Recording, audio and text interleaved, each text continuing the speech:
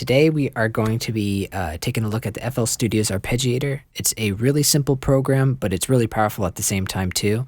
So yeah, let's dive in. So the first thing you're going to want to do is have a channel already loaded in your channel rack or some kind of VST. Any of them will do. I'm going to be using Citrus for this video.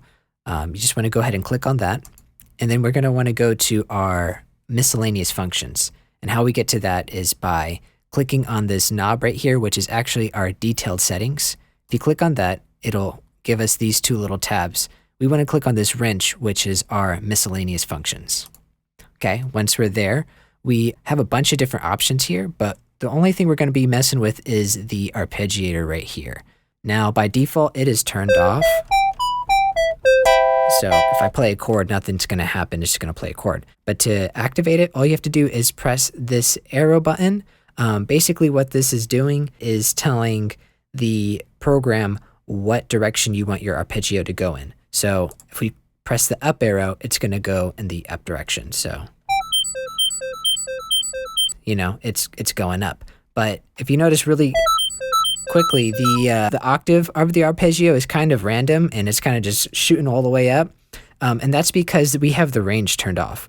If you put the range to just 1 right here, you'll see it'll play this first or whatever chord that you play over and over and over again, but just in 1 octave. And so I'll just play C7. Yeah. And it's just going up over and over and over again, but just replaying that same octave. So you have up, which is going up. You have down, which is obviously going down. Right? And then you have up and down, which would just go up and down. And then the next one after that is it plays the arpeggio twice. So it'll play the arpeggio going up, and then it'll play the exact same arpeggio going down. So it'll play doubles of the first and last note. So let's give that a listen.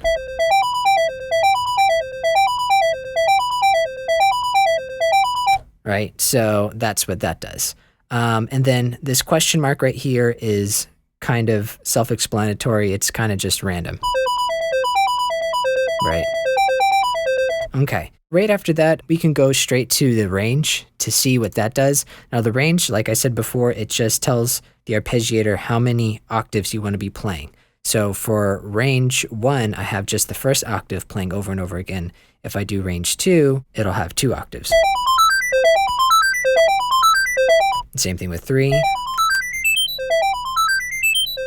And it'll go all the way up to 6. I'll just keep it to 2. We're going to go ahead and move on to repeat. The repeat is pretty useful as well. After watching this, I realized I didn't explain this quite right. The way the repeat sounds and works depends on what you have your range set to. If you have your range set to 1, you're not going to notice anything happening with the repeat because it's basically repeating that first octave already over and over again. So in order to hear what's actually going on, you want to put your range to at least 2. This is because the repeat is going to be repeating the arpeggios you have set in your range. So if you have a range set to 2 and your repeat set to 2, the arpeggiator is going to play whatever chord you're playing 2 octaves. And on each octave, it's going to repeat itself twice. So if I have it set to a range of 2, it's going to play the C7, the first octave twice, and then when it goes up an octave, it's going to play that twice. So let's hear what that does. Let's activate that. 1, 2, 1, 2, 1, 2, 1, 2. And the same thing if you could do 3. 2, 3, 1, 2, 3, 1, 2, 3, 1, 2, 3. You can choose to repeat each octave that you have set in your range up to 6 times. Okay, so the next one is, I guess, these 2 knobs right here, the time and the gate. Now the time is kind of self-explanatory, it just makes it go faster and slower. If you pull it up, it makes it go slower.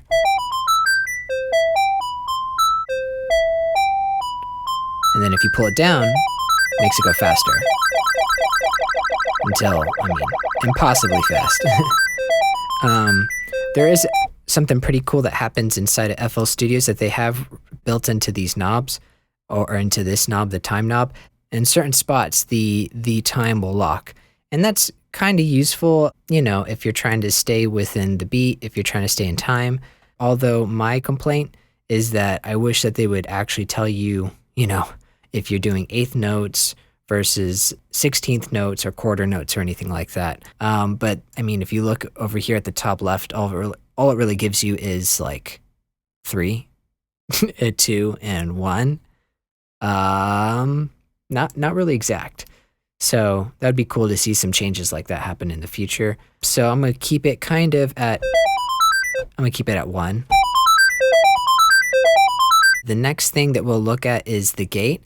Now the gate just basically makes the note shorter and shorter and shorter. So if you have it all the way up turned up, the gate won't be gating anything, and so it's just the whole note. But as I pull it down, I'm gonna make the space in between each note greater and greater. So you see that?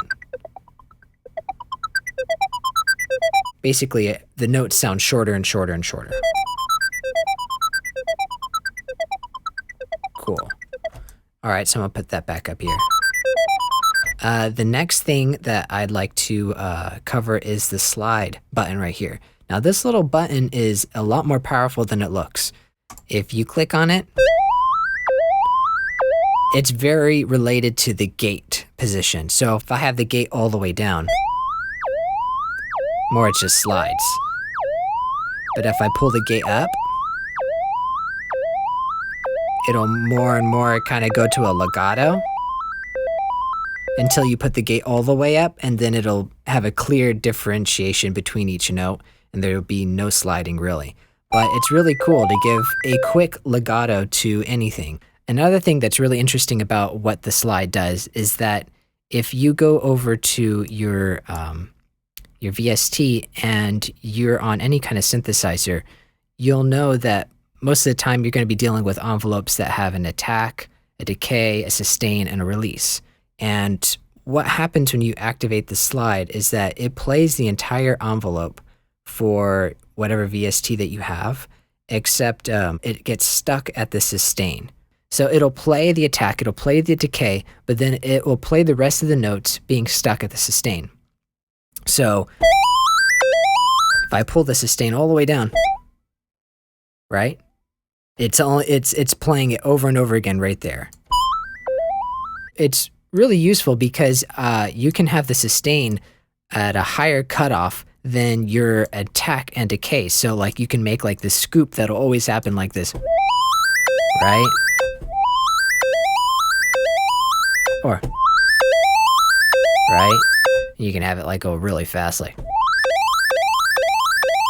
really cool way to kind of like push in and gently put a arpeggio into stuff. Very useful, a lot that you can do just right there. I'm going to turn off this slide for the rest of this video, and I guess the last thing to cover is this chord button here, or this chord setting. Now, by default, most of the time, it'll have it set to auto and sustain. And because of that, it's kind of take the input of the notes that you're playing and it's going to guess what chord you're playing, and, based on the direction that you have set it to, it'll go in that direction. So that's the auto. But you could have it set to like none, and check out what this does. It just plays the chord up. It goes down 1 octave and goes up 1 octave, and that's based on the range. If we put it to 1. Cool. Pretty cool, right?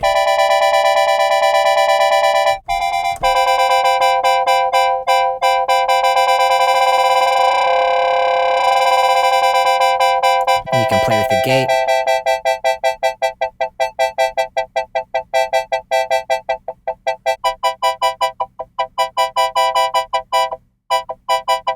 Cool, you can also have these linked to a controller, so if, like for instance, I can have it set to my mod wheel, so the gate.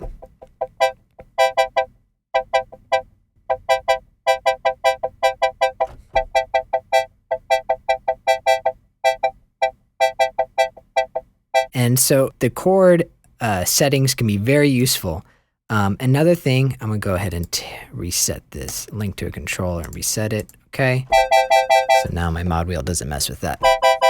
Okay, so that's none. But if you have it set to all these different chords, it's pretty cool, but it has its drawbacks, like pros and cons. So if, for instance, we just set it to a major, when I press C, it's gonna play C major. If I press D, D major, and so on and so forth. So if I press like a chord, it's gonna be playing the majors of all the different notes that I'm playing.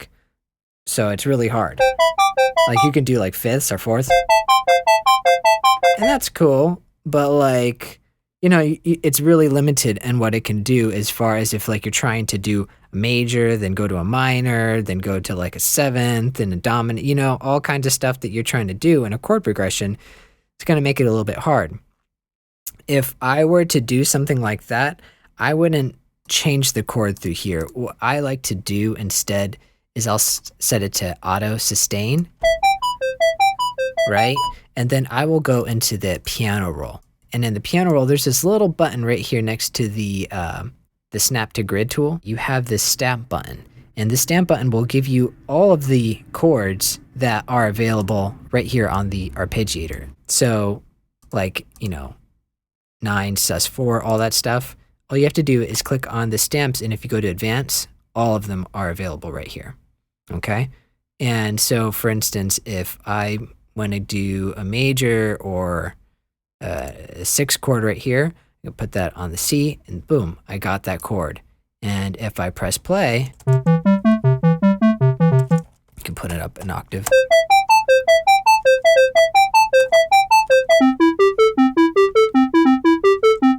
And then if you want to, quick little tip, if you want to edit these, because if I try to delete it, it'll delete all at the same time. If I just highlight it and I press Alt and G, now there's single notes that I can edit. Let's put the time to 1.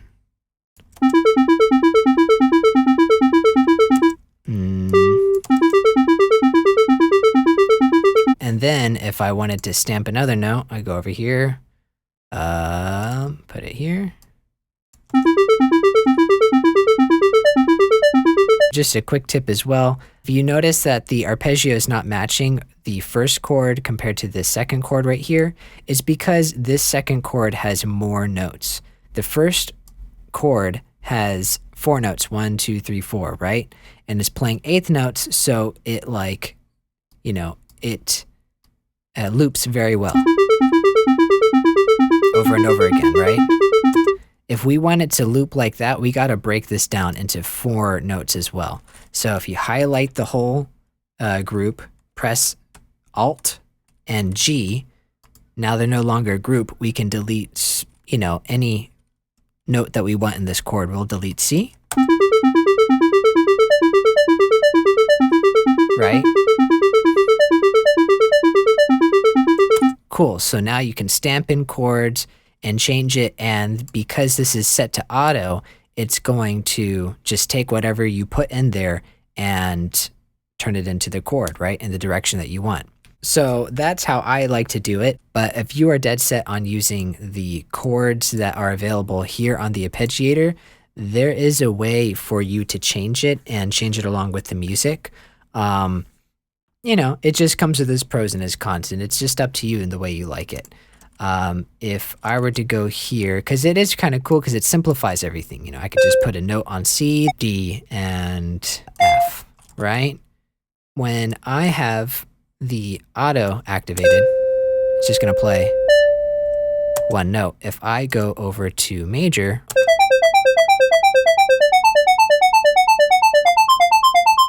right? That's all fine and dandy, but if we're in C, D is not supposed to be D major. We shouldn't have an F sharp, so we would want that to be a D minor. So in order to do that, what we got to do is actually make an automation clip with the chord.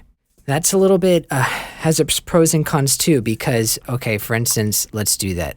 If we create the automation clip, basically, if you know, and if you're familiar with automation, everything within automation is based on a value between 1 and 100. So now, because we've turned this chord setting into an automation is each chord is going to have a number value, right? So you won't be able to go and automate, oh, I want it to go to a minor, I want it to go to a seventh. You're going to have to find the number that's associated with that chord for you to automate it. Now, it sounds a little, crazier, but it's not that crazy. For instance, if I go over here to like right here, and I set this to a minor chord. If I right click this now, and I go over here to copy value, right? I can then put an automation vertice right here, and then I can paste it. Now, what I pasted just turned it into a minor. So if you look here on the chord, right here at this spot, we're in major. At this spot, we're in minor, exactly. But there is a drawback to this, okay? It's not the biggest thing and you can fix it pretty easily. It's just this ramp right here. When you have any automation, it creates different curves, right? I think this is just a single curve, right? You can fix this by just clicking this vertice right here. And if you go to the hold, boom, the vertice or the value will not change until it comes exactly to that point. So now at this point, we could go switch it to any kind of chord we want. So we want D minor, we want F major. After that, we want it to go into A minor, right? So we'll just have to switch it back and forth. So we just copy this value, put it right. So we want minor, so major, minor, major, minor, right? Okay, so it should switch between the two. Minor, major, then minor again, right? And that's a really quick way to do it. You can even like group these together, and keep it there next to him and be able to adjust the arpeggio quickly right there.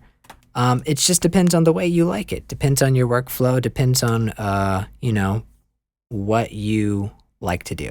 All right, guys, so that basically sums it up for the FL Studios Arpeggiator. Like I said before, it's really powerful, but it's also really easy to use. So it's quite fun and so much that you can do with it. If you guys want to see more videos like this in the future, please let me know. Tell me what you'd like me to cover, and I'd be happy to make a video for it. Other than that, you guys have a great day. Peace, and I'll see you in the next video.